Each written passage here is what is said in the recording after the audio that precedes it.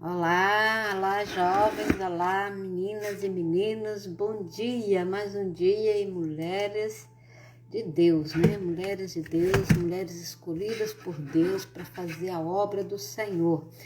E quando nós falamos de mulheres, nós estamos falando de homens e mulheres, de servos e servas, de jovens, adolescentes, cristãos, pessoas que se dedicaram à vida ou pessoas que se dedicarão ou que se dedicam à vida a fazer o bem, a contar as coisas de Deus, a viver as coisas de Deus.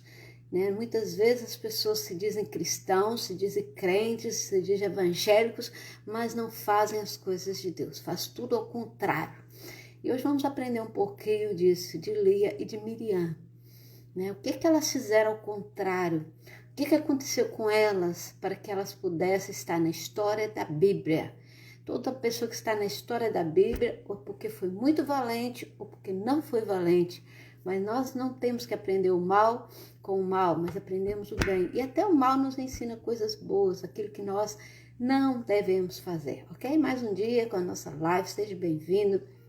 E vamos aprender um pouquinho mais, eu com você, você comigo. Se você tiver alguma dúvida, quiser contar sua história, quiser falar alguma coisa, estamos à sua disposição. Então, nós vamos falar de Lia. Quem foi Lia? Lia foi mulher de Jacó, né?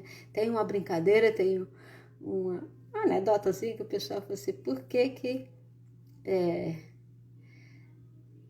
que Jacó amava Raquel e não Lia, né? Porque ele não sabia ler. Então, por isso que ele amava Raquel e não Lia. É mais ou menos isso. Eu, para anedota, estou uma falhança, né? Então, quem foi Lia? Lia foi a primeira esposa do patriarca Jacó. Lembra da história, né? De Raquel, depois de Rebeca. Rebeca gerou Jacó e Esaú, né? Continuando ali a promessa feita a Abraão, que seriam pais de uma grande nação. Então, aqui Lia já entra nessa história, já na terceira geração, né? Primeira foi Abraão e Raquel, depois foi Isaac e Rebeca, e agora vemos Jacó e Lia e Sara. É isso? Ai, não. Epa, é tanta mulher que a gente faz como Abraão e Sara, certo? Abraão e Sara, depois Abraão gerou a Isaac e Rebeca, e Jacó e Raquel e Lia, e mais algumas mulheres que vêm aí pela frente. Então, Lia foi a primeira mulher de Jacó, foi do patriarca de Jacó. A sua irmã mais nova, Raquel, era outra esposa dele. Então, por quê? Porque era costume da época casar com as mais velhas. Hoje não, as mais velhas ficam para titia, para vovó. Eu já fui tia-avó solteira, né? Graças a Deus que eu casei, então eu já sou tia-avó com muito orgulho dos meus sobrinhos netos, graças a Deus. E que venham eles, que venham meus sobrinhos netos. Aí, pessoal, vamos fabricar menina aí, dentro da orientação de Deus, né? Então, como Jacó foi enganado por Labão, que era o pai das meninas, né? Ele pagou um preço por Raquel, mas quando na hora de casar, ele casou com Lia. Ele não sabia ler, né? Casou com Lia. E depois ele teve que pagar de novo o preço e casar com a sua irmã mais nova, com Raquel. Essa história está em Gênesis 29, do verso 20 a 29. O que ela fez? O que Lia fez? Lia foi mãe de 6 dos seus 12 filhos de Jacó. 6 dos 12 filhos de Jacó. Então, vamos contar aí, 6, né? Essa história está em Ruth 4:11. Jacó queria ter se casado com Raquel, não com Lia. Ele pagou um preço por Raquel. Mas o pai delas, Labão, fez com que Lia tomasse o lugar de Raquel. Quando Jacó percebeu que tinha sido enganado para casar com Lia, confrontou Labão. Mas este afirmou que não era costume a filha mais nova casar antes da mais velha, né? Se hoje fosse assim, estava uma coisa complicada, né? Uma semana depois, Jacó casou-se com Raquel. Lá em casa foi assim, né? Minha irmã mais velha ficou solteira, depois a seguir ela casou, depois ela casou-se, ou juntou-se. Depois as minhas 2 irmãs mais novas que eu casaram-se e eu fui a última a casar, né? A melhor coisa fica sempre pro final, né? Então, uma semana depois, Jacó se casou com Raquel. na Bíblia fala em 7 anos, então as semanas também são contadas em anos. São cálculos matemáticos, são outra história, nós não vamos entrar em arqueologia bíblica, nem em numerologia bíblica. Aqui fala, nessa versão fala em semana, em outras Bíblias fala em anos, mas eu acredito que os anos eram contados por semanas, tá bem? Eu não entendo muito disso, apesar de gostar de matemática, mas ainda não me aprofundei nesse estudo. Então Jacó amava Raquel mais do que Lia, por isso Lia tinha ciúmes e disputava o afeto de Jacó com a sua irmã. Deus conhecia os sentimentos de Lia e abençoou-a com 7 filhos. 6 filhos e uma filha. Então, eram 6 filhos homens e uma filha mulher. São 7 filhos que Lia teve. O que podemos aprender com Lia? Lia procurava a ajuda de Deus em oração e não deixou que a sua angustiante situação familiar a impedisse de ver essa ajuda. O relato da vida dela mostra de forma realista que a poligamia, um arranjo que Deus tolerou durante algum tempo, não funciona. O padrão de casamento aprovado por Deus é que o marido ou a mulher tem apenas um só cônjuge. Então aqui Lia foi confrontada, eles erraram, né? Raquel não errou, quem errou foi Labão e Lia por ter aceitado, né? Então isso foi um arranjo que a comunidade fez, mas Deus não aprovava a bigamia, Deus não aprovava que o homem tivesse muitas mulheres. Por isso em Mateus 19,4 diz, serás marido de uma só mulher, uma só carne. Como é que eu casando com 2 mulheres ou com 2 homens, você pode ser uma só carne? Então, aqui, isso foi um arranjo que os homens fizeram, que Deus tolerou, mas não que Deus aprovou. Mas Lia também tinha que obedecer ao seu pai, Labão, e ela não se sentia confortável com isso, porque ela era casada, tinha seus filhos, mas sabia que Jacó não a amava. Jacó amava Raquel e não Lia. Então, Lia orava no seu coração, mas Lia não se deixou a angústia, a tristeza dominar a sua vida. Ela teve um casamento feliz com seus filhos, com Jacó também, mas ela não se deixou dominar, porque embora fosse outra mulher, era sua família, era sua irmã, eram seus sobrinhos também que ela cuidava. Então, muitas vezes, as situações familiares, elas nos impedem de ver a ajuda de Deus. Muitas vezes, as situações familiares nos impedem de ver o mover de Deus. Muitas vezes, as situações familiares nos impedem de ver aquilo que Deus está fazendo na nossa vida. Qual é o nosso papel? Orar. Não é só me restaurar, não. Eu vou iniciar orando, eu vou continuar orando e vou terminar orando, porque essa vitória é do Senhor, não é minha. Qualquer que seja o conflito familiar que você esteja passando, divórcio, separação, herança, partilha de bens, há tantas coisas que dá até tristeza pensar. Mas o que eu quero deixar para vocês e que a palavra de Deus nos ensina com Lia é que persevere em oração. Não queira ser integrista nem invejosa, posicione no seu lugar. Busque o Senhor e Ele vai fazer acontecer na sua vida. Então, aí aprendemos com Lia. Hoje vamos falar também sobre Miriam. Quem foi Miriam? Miriam, uma grande mulher de Deus que também errou. Nós nunca vemos muito o erro de Miriam, né? Graças a Deus que podemos ver coisas boas, apesar dos erros. Então, Miriam foi irmã de Moisés. Miriam foi uma peça essencial para o povo de Israel sair do Egito. Porque naquela época, né, o rei, o faraó, mandou matar todos os meninos abaixo de que nascesse menino, morria. Nascesse menino, morria. Então, Miriam foi uma das que mudou a história. Então, eu vou ler aqui um pouquinho e depois vou explicar. Então, quem foi Miriam? Ela era irmã de Moisés e de Arão. É a primeira mulher que a Bíblia chama de profetisa. O que ela fez como profetisa? Essa parte aqui vai falar só sobre a profecia de Miriam. Mas eu queria contar um pouquinho. Miriam, mãe de Miriam, teve um filho, Moisés. E pela lei que havia na época, ele teria que ser morto. Mas como era um menino e elas amavam, Miriam aconselhou sua mãe a fazer um cesto, um becinho de palha, e colocar Moisés e pôr Moisés no rio, para que ele fosse salvo. Miriam já tinha tudo esquematizado. Ela, como jovem, ou talvez adolescente na altura, ela andava por aquelas aldeias, por aqueles matos. Se fosse eu, já tinha descoberto todos os caminhos. Então ela fez de propósito. Ela sabia que a filha de Faraó ia todos os dias tomar banho no rio naquele horário. Então ela convenceu a mãe a pôr o bebê no cesto, e quando a filha de Faraó estava a tomar banho, ela estava ali vendo, seguindo o seu irmão, e a filha encontra Moisés naquele cesto. E a filha de Faraó ficou vislumbrada, né? Quem não ficaria de achar uma criança num cesto? E ali Miriam aconselhou, como é que eu vou cuidar? Tem uma senhora que pode cuidar. E chamou a mãe de Moisés para cuidar. Então olha a história, Moisés foi educado pela sua própria mãe, dentro do seu próprio costume hebreu, apesar de ser considerado neto de Faraó. Então Moisés foi usado para que tirasse o povo ali do Egito, para salvar o seu povo do Egito. Então Miriam foi usada depois disso com muito poder. Ela foi uma das primeiras profetisas da Bíblia, ela enfrentou o povo, ela devastou ali multidões, foi uma grande mulher, mas errou. Então vamos ler aqui a história. Então o que ela fez? Como profetisa, Miriam transmitia as mensagens de Deus. Deus revelava tudo a Miriam. Como o povo devia, isso já saído, já fora da terra do Egito, já no deserto, a Miriam era transmissora da palavra de Deus.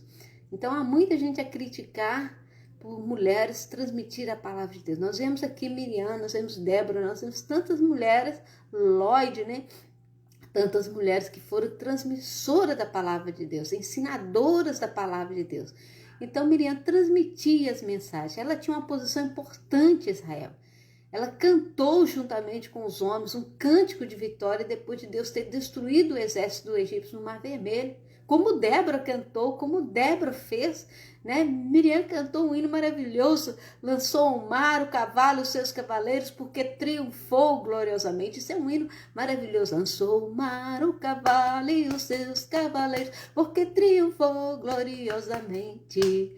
O Senhor é minha força e o meu cântico, Ele me foi por salvação. Esse foi o cântico que Miriam cantou juntamente com os homens, os exércitos ali, quando o povo saiu do Egito, como o povo atravessou o Mar Vermelho. Então, algum tempo depois, Miriam e Arão, né, os dois irmãos de Moisés, criticavam Moisés, porque Moisés tinha sido preparado para ser sucessor de Faraó, mas ao mesmo tempo ele tinha sido preparado pela sua mãe biológica para ser o resgatador do povo de Israel do Egito.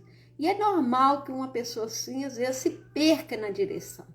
Muitas vezes nós somos missionários, alguns pastores, obreiros, que se perdem. Desculpa. Que se perde no seu ministério, porque vem outro. A gente quer agradar a todos, mas nós não podemos agradar ninguém. E é muito difícil ser líder. E Moisés passou por muita dificuldade, porque o Senhor mandou ele tocar na rocha, mas o povo insistia, ele acabou pecando. Foi o grande erro de Moisés ter tocado 2 vezes na rocha. E Miriam e Arão não aceitavam esses erros de Moisés, porque foi muito difícil sair da terra do Egito. Foram 10 pragas, foram muito trabalho, muito sacrifício, muita escravidão. E Moisés às vezes queria fazer a vontade do povo e esquecia um pouco da vontade de Deus. E Miriam começou a falar mal, Arão começou a falar mal de Moisés, a criticar o trabalho de Moisés. Então eles foram devidamente motivados pelo orgulho e pela inveja, mas Deus estava a ouvir e repreendeu. Indevidamente motivados pela inveja e pelo orgulho, mas Deus os repreendeu. Então Deus atingiu Miriam com a lepra, aparentemente por ter sido ela a instigar a inveja, a conversa, a crítica contra Moisés. Quando Moisés suplicou a Deus por ela, Deus curou-a. Então Miriam, né, ela instigou o seu outro irmão a criticar, né, ao ministério, ao trabalho de Moisés. Mas mesmo assim Moisés era amoroso. Ele sabia, ele tinha um grande apreço por aquela irmã, porque aquela irmã salvou-lhe a vida. Aquela irmã não deixou que ele morresse nas águas. Então Moisés orou e o Senhor curou Miriam da lepra. Miriam foi contaminada pela lepra, pelo seu pecado, mas Moisés orou e o Senhor curou Miriam da lepra. Depois de ficar de quarentena por 7 dias, olha a quarentena aí, 7 dias, aqui a quarentena é 15. Trem-balso? Ai, ai. Depois de ficar de quarentena por 7 dias, ela pôde voltar ao acampamento de Israel. A Bíblia indica que Miriam aceitou a correção séculos mais tarde. A Bíblia indica que Miriam aceitou a correção. Então, muitas vezes, nós estamos na igreja a criticar pastores, a criticar obreiros, a criticar missionários. Nós temos que viver na pele. E nós, como pastores, como obreiros, como missionários, nós não temos que levar em conta o pecado da igreja, as críticas da igreja. Nós temos que ser como Moisés, amoroso, perdoador. Quantos pastores abandonam a igreja? Quantos pastores abandonam ovelhas? Porque não aceitam críticas? Porque não aceitam que a igreja possa buscar algo melhor, possa inovar? E eles simplesmente viram as costas e saem. E deixam as ovelhas ali perdidas. Seja como o pastor Moisés. Ore, perdoa. Ore o Senhor para a cura espiritual da sua igreja. Todos nós somos criticados no trabalho.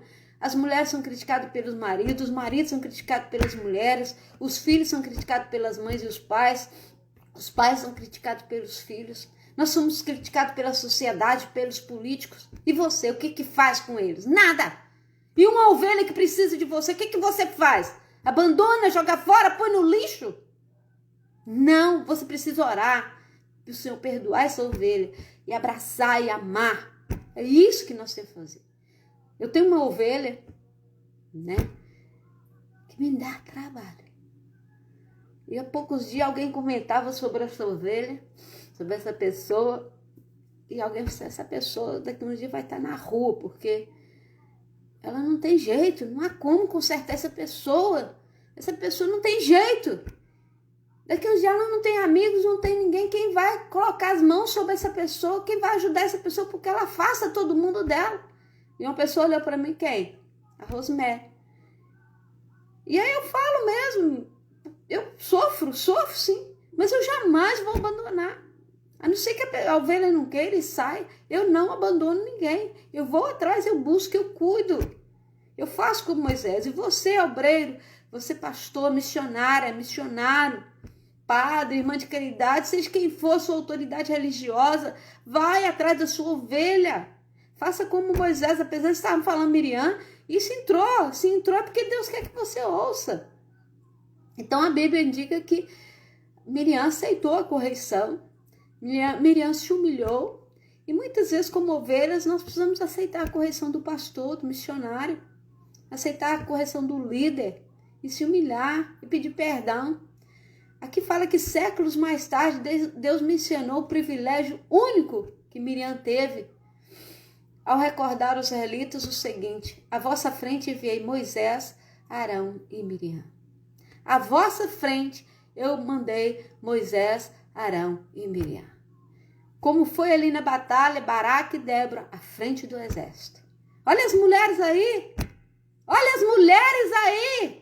Por que você está esperando o que acontecer para você trabalhar? Para você pregar a palavra, para você anunciar? Quer que um raio caia na sua cabeça? Se for preciso, cai. Porque o Senhor falou que se você não falar, as pedras clamarão. O Senhor fez uma mula falar, não vai fazer eu falar, não vai fazer você falar. Abra a boca. O mundo é nosso. O mundo é nosso e nós precisamos salvar este mundo das guerras do adversário. O que podemos nós aprender com Miriam? A história de Miriam revela que Deus presta atenção ao que seus servos dizem uns aos outros e sobre os outros. Aprendemos também que para agradarmos a Deus, temos que rejeitar o orgulho, temos que rejeitar a inveja, sentimentos que podem levar-nos a manchar a boa reputação de alguém. Orgulho e inveja, mentira e engano. Se você tem algo contra o seu irmão, se você achou que o seu irmão pecou, se você achou que o seu irmão fez isso, aquilo, chega perto dele, irmão. Eu vi que você fez assim, assim. Vamos conversar. Não é expor o irmão na frente da igreja, não é expor o irmão na frente das pessoas. Chama o irmão, olha, eu acho que você está sendo muito agressivo, ou que você está sendo muito passivo. Seja o pastor, seja o missionário, seja quem for. Nós somos ovelhas do mesmo rebanho, nós somos ovelhas do mesmo pasto. Chama, fala assim, olha, é assim, assim. Não deixe que o pecado da inveja, do ciúme, da contradição, da fofoca, da malícia consuma o seu espírito. Seja servo de Deus. Quem sabe daqui a um século, se o Senhor não voltar, Vai estar escrito ali, olha, lá em Porto Santo, lá na Madeira, lá no Brasil, havia uma serva. Deus quer te usar. Deus quer que você seja Miriam, que vá à frente do exército. Deus quer que você seja Lia, que aceite as coisas de Deus, que ame a sua família, que cuide da sua família, que cuide da sua casa. Esse é o recado de Deus para você, ok? Vamos orar? Senhor, abençoa as mulheres, os homens da tua casa. Usa-os com poder, ensina a cuidar da sua família, dos seus filhos, das suas esposas, dos seus esposos. Ensina-nos a ser melhores. Mesmo que nós erramos, ó Deus, perdoa os nossos pecados. Livra-nos, ensina-nos a aceitar nosso erro, dá-nos mais correção do teu Santo Espírito. Ajuda-nos, ó Deus, a mantermos firmes, ajuda-nos, ó Deus, a mantermos de pé, porque nós cremos que só o Senhor é Deus e não há outro Deus além de ti. Obrigado por ser tu, nosso Deus, por ser tu, Deus de Israel. Abençoa nesse dia e não nos deixe fraquejar, em nome de Jesus. Você não pode fraquejar. Você é impressão. Cadê? Tá aqui, impressão digital de Deus. E amanhã estamos de volta. E Deus tem promessa, Deus tem bênção para a sua vida. Levanta a cadeira, não fique triste. Dê um sorriso só, sorriso alegre, sorriso certo e cheio de louvor. Tropeça aqui, oi, cai a colar. E de novo levanta e começa a cantar. Uhul! Beijo, até amanhã.